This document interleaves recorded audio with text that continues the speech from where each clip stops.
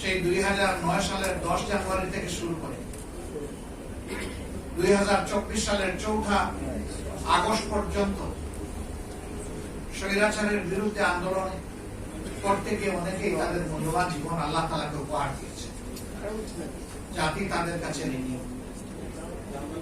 আল্লাহ তাআলার দরবারে দোয়া করি, যারা ঈমান নিয়ে নির্যাতিত হয়ে এভাবে দুনিয়া থেকে বিদায় নিয়েছে, আল্লাহ রাব্বুল আলামিন তাদের সকলকে শাহাদাতের উত্তম মর্যাদা দান করুন।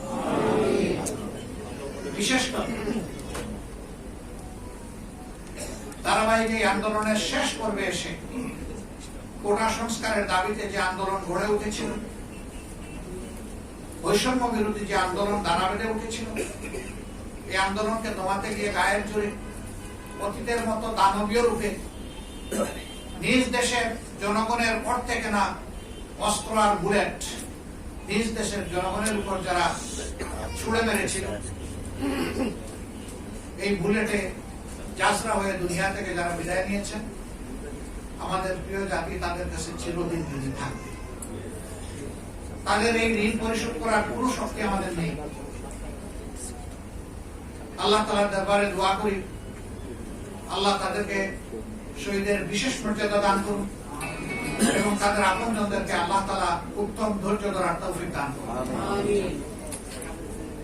এই হাজারো শহীদের পাশাপাশি লাখো লাখো তরুণ ছাত্র জনতা, আপামর মানুষ, 1.5 মাসের শিশু থেকে 90 বছরের বৃদ্ধ পর্যন্ত রাস্তায় নেমে যারা স্বৈরাচারের বিরুদ্ধে লড়াই করেছেন, আমি তাদের প্রতি গভীর কৃতজ্ঞতা জ্ঞাপন করছি।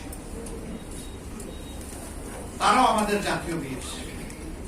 শহীদরা আমাদের জাতীয় বীর, তারাও আমাদের জাতীয় বীর। তাদের কারণেই আজকে আমাদের এই সমাবেশ সম্ভব হচ্ছে। আমি আরেকবার আল্লাহর দরবারে শুকরিয়া আদায় করি এবং তাদের প্রতি কৃতজ্ঞতা আদায় করি। সম্মানিত ভাই বোনেরা,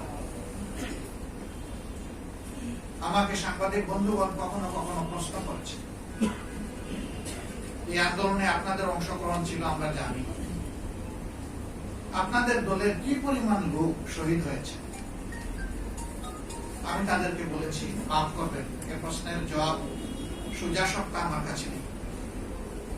যারাই শহীদ হয়েছেন তারাই আমার, তারাই আমাদের, তারাই গোটা জাতি। আমরা শহীদদেরকে কোনো দলীয় সম্পত্তি বানাতে চাই না। শহীদরা গোটা জাতির সম্পদ এবং তারা জাতীয় বীর, এই মর্যাদাই তাদেরকে দেখতে চাই। এখানে দাঁড়িয়ে আমার একজন আইনজীবী বন্ধু, তিনি শহীদদের জন্য, শহীদ পরিবারের জন্য সরকারের কাছে একটি কম্পেনসেশন দাবি করেছেন, আহতদের জন্য একটা দাবি করেছেন। আমি বলবো, শহীদদেরকে টাকা দিয়ে মাপা যাবে না।